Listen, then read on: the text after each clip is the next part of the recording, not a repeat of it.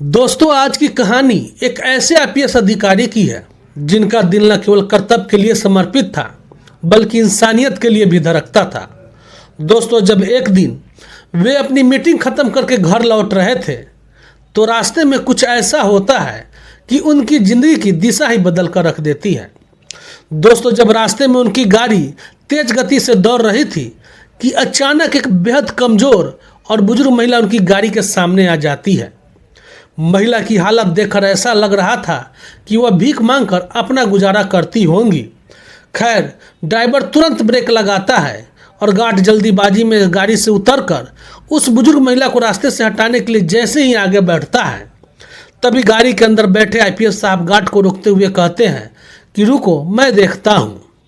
दोस्तों, उनके शब्दों में करुणा साफ साफ झलक रही थी। वे खुद गाड़ी से उतरकर धीरे धीरे उस बुजुर्ग महिला के पास जाते हैं और जैसे ही वे महिला के करीब पहुंचते हैं, वो महिला कांपते हुए उनकी ओर देखती है। उस बुजुर्ग महिला की आंखों में आंसू थे और वह टूटी हुई आवाज़ में बोलती है कि बेटा, तू आ गया और मेरे लिए खाना भी लाया है। दोस्तों, उस बुजुर्ग महिला के एक एक शब्द जैसे आईपीएस साहब का दिल चीर दिया हो। आईपीएस साहब एकदम से स्तंभ रह जाते हैं और उनकी भी आंखों में आंसू भर आते हैं। वे सोचने लगते हैं कि अगर यह मेरी माँ होती तो क्या मैं उसे ऐसे ही छोड़ देता। उनकी आंखों में बचपन की यादें तैरने लगती है और वो ममता भी जो हर माँ के दिल में अपने बच्चों के लिए होती है। आखिरकार आईपीएस साहब भी सोच में पड़ जाते हैं कि कौन है यह बुजुर्ग महिला, क्यों मुझे बेटा कह रही है। दोस्तों, क्या सच में वह उनकी माँ थी या फिर किसी गहरे दर्द से ग्रस्त एक माँ जो आईपीएस साहब को अपना बेटा समझ रही थी। दोस्तों, इधर आईपीएस साहब के मन में भी कुछ इसी तरह के सवाल उठ रहे थे कि क्या यह एक संजोग है या फिर नियति का कोई खेल है। और यह घटना आईपीएस साहब को इतना बेचैन कर देता है कि आखिरकार वे तय करते हैं कि वे इस महिला की जीवन की सच्चाई जानकर ही रहेंगे। दोस्तों, आखिरकार उस बुजुर्ग महिला की जीवन की असलियत क्या थी? क्यों एक आईपीएस साहब रोड पर लाखों भिखारन में से उस बुजुर्ग महिला की जीवन की सच्चाई जानने का फैसला करते हैं? और कैसे उस महिला की जिंदगी इतनी दर्दनाक स्थिति में पहुंच गई थी? तो आइए जानते हैं पूरी कहानी को। तो नमस्कार दोस्तों, मैं हूं कुमार विजेता और आप देख रहे हैं कहानी खबर तक। दोस्तों, यह कहानी उत्तर प्रदेश के अयोध्या की है, जहां एक छोटे से गांव में एक गरीब परिवार रहा करता था। इस परिवार में कुल 6 सदस्य थे, माता, पिता और उनके 4 बच्चे। पिता का नाम था रमेश और उनकी पत्नी का नाम था सविता। उनके चारों बच्चे अभी छोटे ही थे।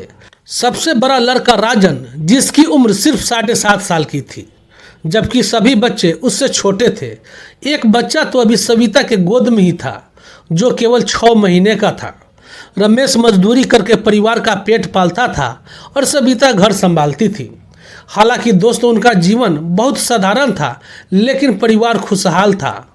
दोस्तों, सब कुछ ठीक ठाक चल रहा था, लेकिन इस खुशहाल परिवार को किसी की नज़र लग जाती है और एक हादसे में घर की मुखिया रमेश की मौत हो जाती है और इस घटना से पूरा परिवार टूट सा जाता है।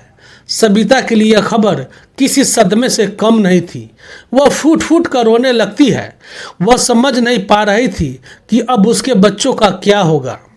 खैर, रमेश के अंतिम संस्कार के बाद कुछ दिन तक आस पड़ोस के लोग सविता को सहारा देते रहते हैं, लेकिन धीरे धीरे लोग अपनी अपनी ज़िंदगी में व्यस्त हो जाते हैं और सविता को अब अकेले ही अपनी लड़ाई लड़नी पड़ रही थी। घर में खाने पीने का सामान खत्म होने लगा था और सविता को भी समझ में नहीं आ रहा था कि वह क्या करे।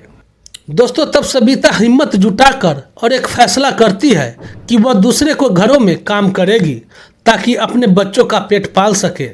लेकिन उसके 4 छोटे बच्चे थे, जिसमें से तो एक अभी बहुत छोटा था, जिससे उसे काम के लिए ज़्यादा समय नहीं मिल पाता था। कुछ समय तक वह जैसे तैसे काम चलाती रहती है, लेकिन परिवार का खर्चा उठाना उसके लिए बहुत मुश्किल हो रहा था। धीरे धीरे भूखमरी तक की नौबत आ जाती है। सविता जब अपने बच्चों को भूख से रोते बिलखती देखती तो उसका दिल भर आता था। उसने और मेहनत करने की कोशिश की, लेकिन भूख और तनाव ने उनकी सेहत पर बुरा असर डाल दिया था और काम में भी वह अब पहले जैसी नहीं रह गई थी। और आखिरकार उसे काम पर अब कोई रखना भी नहीं चाह रहा था। अब सबिता के सामने कोई विकल्प नहीं बचा था। उसने अपने बच्चों को भूख से मरते हुए देख रही थी और सोची कि अब उन्हें बचाने का एक ही रास्ता है, और उसने अपने दिल पर पत्थर रखकर एक कठोर निर्णय लेती है कि वह अपने बच्चे को अनाथ आश्रम में छोड़कर आएगी। दोस्तों, सबिता अपने चारों बच्चों को अनाथ आश्रम लेकर जाती है। वहाँ के कर्मचारियों को अपनी हालात के बारे में बताती है। उससे कहती है कि मैं इन बच्चों की देखभाल नहीं कर पा रही हूँ, आप इन्हें अपने पास रख लीजिए ताकि इन्हें कम से कम पेट भर खाना तो मिल सके। अनाथ आश्रम के जो सेवक थे वो बच्चों को रख लेते हैं और सबिता अपने दिल पर पत्थर रखकर वहाँ से चली जाती है। दोस्तों, इसी तरह समय बीतने लगते हैं और इधर बच्चे अनाथ आश्रम में रहने लगते हैं। सबसे बड़े बेटे राजन की पढ़ाई आश्रम वालों ने शुरू करवा दी थी, जबकि उसके छोटे भाई बहनों को दूसरे ज़रूरतमंद लोगों ने गोद ले लिया था। लेकिन राजन को किसी ने गोद नहीं लिया था क्योंकि उसकी उम्र अब ज़्यादा हो चुकी थी और ज़्यादातर लोग छोटे बच्चों को ही गोद लेना पसंद करते थे। दोस्तों, राजन अनाथ आश्रम में ही रहकर अपनी पढ़ाई पूरी कर रहा था। इस दौरान वह देखता था कि जो लोग बच्चों को गोद लेने आते थे वे लोग बड़े अमीर होते थे। उनके पास बड़ी बड़ी कारें होती थी और वे महंगे महंगे कपड़े पहनते थे। राजन के मन में भी अमीर बनने की इच्छा जाग जाती है। वह सोचने लगता है कि अगर मैं यहाँ रहा तो कभी भी इतना पैसा नहीं कमा पाऊंगा। मुझे कुछ बड़ा करना है ताकि मैं भी एक दिन सफल आदमी बन सकूं। अब दोस्तों, राजन समय के साथ 18 साल का हो चुका था। अब दोस्तों, राजन अनाथ आश्रम छोड़ने का फैसला करता है और बाहर की दुनिया में कदम रखता है। उसका इरादा साफ था कि उसे पैसे कमाने थे और अपनी ज़िंदगी को एक नई दिशा देनी थी। वह नौकरी की तलाश में भटकने लगता है और आखिरकार उसे अखबार बांटने का काम मिल जाता है। हर सुबह सुबह वह न्यूज़पेपर बांटता है और जो इससे पैसे मिलते हैं उससे वह अपना गुजारा करने लगता है।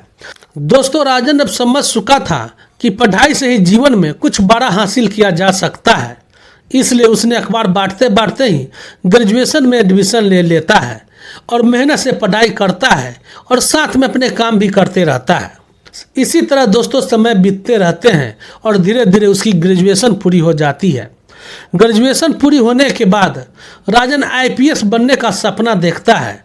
उसे पता था कि इसके लिए उसे कड़ी मेहनत करनी पड़ेगी। वह दिन रात मेहनत करने में लग जाता है। कभी गाड़ियों को साफ करता है, कभी जूते पॉलिश करता है और साथ में अपनी पढ़ाई पर भी पूरा ध्यान देता है। वह बच्चों को ट्यूशन भी देने लगा था ताकि थोड़ी और कमाई हो सके। दोस्तों, आखिरकार उसका एग्ज़ाम का समय आ जाता है और वह एग्ज़ाम भी देता और पहली बार में ही वह एग्ज़ाम को क्लियर कर लेता है। अब उसे मेंस की तैयारी करनी रहती है और वह मेंस को भी पास कर लेता है। अब सिर्फ उसका इंटरव्यू बचा था।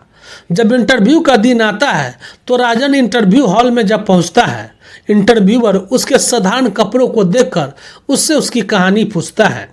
राजन बिना किसी झिझक की अपनी पूरी कहानी बता देता है कि कैसे उसकी माँ उसे अनाथ आश्रम में छोड़ गई थी क्योंकि उसका पेट नहीं भर सकती थी और वह कैसे अपने दम पर यहाँ तक पहुँचा है। इंटरव्यूअर उसकी कहानी सुनकर बहुत प्रभावित होते हैं। दोस्तों, कुछ समय बाद जब रिजल्ट का दिन आता है तो राजन अपने सेठ की कार साफ कर रहा था। सेठ जी हमेशा उसकी मदद किया करते थे और उस दिन भी उन्होंने फ़ोन से राजन के रिजल्ट चेक करने का वादा किया था। सेठ जी ने राजन को बड़ी खुशखबरी देते हुए कहा कि राजन, तुमने एग्ज़ाम पास कर लिया है और बहुत अच्छी रैंक भी पाई है। यह सुनकर राजन खुशी से उछल पड़ा। उसने सेठ जी की पैर को छूने की कोशिश की, लेकिन सेठ जी ने उससे गले लगा लिया और कहा, अब तुम बड़े अफसर बन गए हो, तुम्हें हमारे पैर नहीं छूने चाहिए, अब से हम तुम्हें सैल्यूट करेंगे। इसके बाद राजन ने आईपीएस की ट्रेनिंग शुरू कर दी और 2 साल की कड़ी ट्रेनिंग के बाद उसकी पोस्टिंग एक शहर में हो जाती है। वहां जाकर अपनी ड्यूटी पूरी ईमानदारी और मेहनत से निभाता है। राजन का सपना सच हो चुका था और उसने अपने संघर्षों को पीछे छोड़ते हुए एक नई और उज्जवल जिंदगी की शुरुआत कर दी थी। अब दोस्तों, राजन की जो पोस्टिंग जिस जिले में हुई थी वहां अचानक एक बड़ा क्राइम हो जाता है। इस मामले की गंभीरता को देखते हुए उसने सभी पुलिस थानों के अधिकारियों के साथ अर्जेंट मीटिंग बुलाई। राजन अपनी सरकारी गाड़ी, गार्ड और ड्राइवर के साथ मीटिंग के लिए पहुंचता है और मीटिंग के बाद जब वो वापस घर जाने लगता है, रास्ते में अचानक एक बुजुर्ग महिला उसकी गाड़ी के सामने आ जाती है। ड्राइवर तुरंत गाड़ी रोकता है और आईपीएस साहब के गार्ड उस महिला को हटाने के लिए तुरंत उतरकर आगे बढ़ता है। तभी आईपीएस साहब कहते हैं कि रुको, मैं देखता हूँ। और आईपीएस साहब उतरकर जब उस बुजुर्ग महिला के पास जाते हैं तो वह बुजुर्ग महिला बोलती है कि बेटा तू आ गया, लेकिन मेरे लिए खाना क्यों नहीं लाया है। यह सुनकर आईपीएस साहब हैरान हो जाते हैं, क्योंकि पहली बार किसी ने उन्हें बेटा कहा था और उनकी भी आंखों में आंसू आ जाते हैं। आईपीएस साहब उस बुजुर्ग महिला से पूछते हैं, माँ जी आप कौन हैं और आप यहाँ क्यों खड़ी हैं। महिला जवाब देती है कि तू मेरे लिए खाने लाने गया था, फिर इतनी देर से क्यों लौटा है। राजन महसूस करता है कि महिला की मानसिक स्थिति ठीक नहीं है। उसके कपड़े फटे और पुराने थे, जिससे लग रहा था कि वह भीख मांगकर अपना जीवन गुजारा कर रही है। राजन ने महिला को गाड़ी में बिठाया और कहा कि माँ चलो, मैं आपको खाना खिलाता हूँ। वह उन्हें एक होटल में ले जाता है और भरपेट खाना खिलाता है और फिर आईपीएस साहब उसे एक सरकारी अस्पताल में भर्ती करवा देते हैं और डॉक्टरों से बताते हैं कि इस महिला की मानसिक स्थिति ठीक नहीं है और आप लोग इसका इलाज करें, और जैसे ही इसकी स्थिति ठीक होती है आप लोग तुरंत हमें खबर कर देना। दोस्तों, इसी तरह 6 महीने बीत जाते हैं। फिर एक दिन डॉक्टर साहब का फ़ोन आता है कि वह बुजुर्ग महिला अब पूरी तरह से ठीक हो गई है। आईपीएस साहब तुरंत अस्पताल जाते हैं और उन्हें डिस्चार्ज कराकर अपने घर ले आते हैं।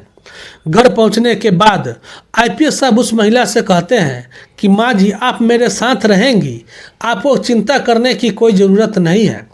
बुजुर्ग महिला के आंखों में आंसू आ जाते हैं। वह उससे पूछती है कि बेटा तू कौन है, क्यों मुझे अपने साथ रख रहा है। तो आईपीएस साहब कहते हैं कि माँ आप मुझे सड़क पर मिली थी और आपने जब मुझे बेटा कहा उसी दिन मैंने ठान लिया था कि आप मेरी माँ बनकर रहेंगी।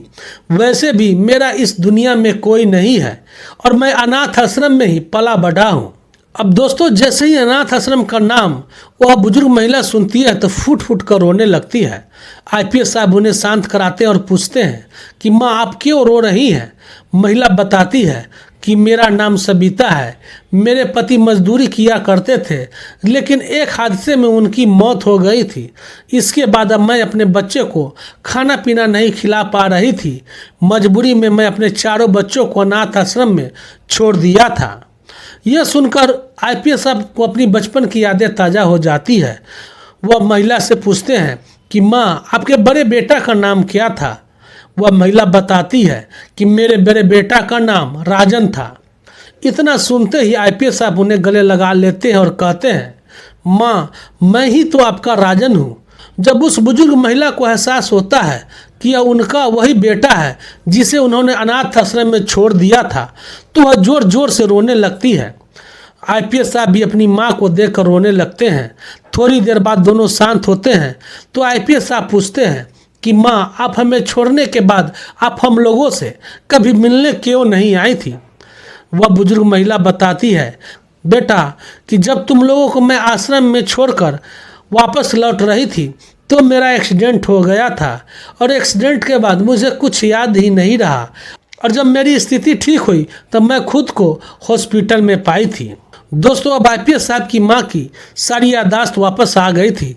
आईपीएस साहब फैसला करते हैं कि वो अपनी माँ को अपने साथ रखकर अच्छी से देखभाल करेंगे और उनकी सेवा करने लगते हैं। फिर एक दिन आईपीएस साहब की माँ आईपीएस साहब से पूछती है कि बेटा तू तो यहाँ है, लेकिन तेरे 3 भाई बहन कहाँ हैं। आईपीएस साहब कहते हैं, माँ अगर तुम मुझे मिल गई हैं तो वो लोग भी मिल जाएंगे। इसके बाद वो अनाथ आश्रम जाते हैं और अनाथ आश्रम से जो भी बच्चे गोद लिए जाते हैं उनके पुराने रिकॉर्ड निकलवाते हैं और वह उन जगहों पर जाते हैं जहां उनका भाई बहन रहा करते थे। वहां जाते हैं तो देखते हैं कि उनके भाई बहन का जीवन बड़ा खुशहाल था। जो लोगों ने भी उन्हें गोद लिया था उनका अच्छे से ख्याल रखा था और उन्हें आज एक बेहतर इंसान बना दिया था। वे पूरी तरह से खुश थे। और फिर आईपीएस साहब लौटकर अपनी माँ को सारी बातें बताते हैं कि तीनों भाई बहन उनके जहाँ भी हैं बेहतर तरीके से हैं, और वे फैसला करते हैं कि उनकी ज़िंदगी में अब दखल देने का कोई मतलब नहीं है, वे लोग जहाँ है खुश है। इस पर उनकी माँ कहती है, ठीक है बेटा, जैसा तू चाहे। फिर माँ बेटा एक साथ खुशहाल जीवन जीने लगते हैं। फिर से एक माँ को अपना बेटा और बेटे को अपनी माँ मिल जाती है। तो दोस्तों, यह थी पूरी कहानी। और आप क्या कहना चाहेंगे आईपीएस साहब के लिए और उनके बुजुर्ग मार्ग के लिए, कमेंट कर ज़रूर बताएं। और कहानी अच्छी लगी हो तो वीडियो को लाइक कर ऐसी और कहानी सुनने के लिए चैनल को ज़रूर सब्सक्राइब कर लें। लेकिन दोस्तों, इस कहानी को सुनाने का मकसद किसी को दुख देना या ठेस पहुंचाना नहीं है, बल्कि लोगों को जागरूक और सावधान करना है। तो चलिए मिलते हैं फिर अगली वीडियो में, फिर से एक नई और दिल को छू लेने वाली सच्ची कहानी के साथ। तब तक जय हिंद, जय भारत।